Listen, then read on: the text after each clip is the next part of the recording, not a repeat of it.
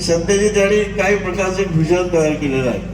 त्यांच्या बोलण्यामध्ये मी आता ऐकतो टेक्नॉलॉजी असेल अनेक असे 3-4 प्रकारचं जे व्हिजन ठेवलेलं आहे हे निश्चितपणे या शहराला भविष्यामध्ये पुढे घेऊन जाणार असणार आहे.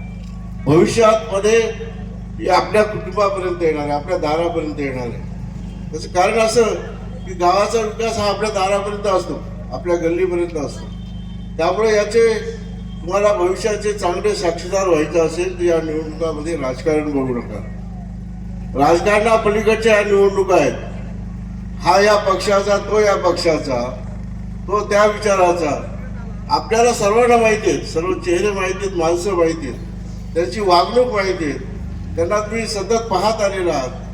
कोण चांगला आहे याचा विचार करा आणि चांगल्या माणसाला आपण या नगरपालिकेमध्ये पाठवा.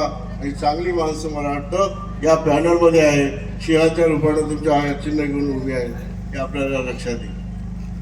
खरं म्हणजे या ठिकाणी सांगितलं ते खरं आहे की विकास करत असताना जर आपण अत्यंत बेंबीच्या देठापासून केला तर मला वाटतं तो विकास होऊ शकतो. मी दुर्गाताईंचं काम फार जवळून पाहिलेलं आहे. मगाशी म्हटलं कुठंतरी की ही महिला 12 तास सतत खपत असायची. मी पाहिलं तुम्ही मी खासदार असताना 2014ला भूमिगत गटाराच्या योजनेच्या माध्यमातून आपण भेटलो होतो. मी या ठिकाणी आपल्याला सर्वांना आश्वासित करू इच्छितो की केंद्र सरकारच्या जेवढ्या काही योजना आहेत थोरासाहेब, राज्य सरकारच्या योजना म्हणजे सर्व येणाऱ्या राज्यामार्फतच येतात, पण जेवढ्या काही योजना आहेत ते आणण्यासाठी खासदार म्हणून या शहराच्या विकासासाठी मी आपल्या बरोबर असेल. भविष्यामध्ये योजना आणण्यासाठी माझे प्रयत्न असतील.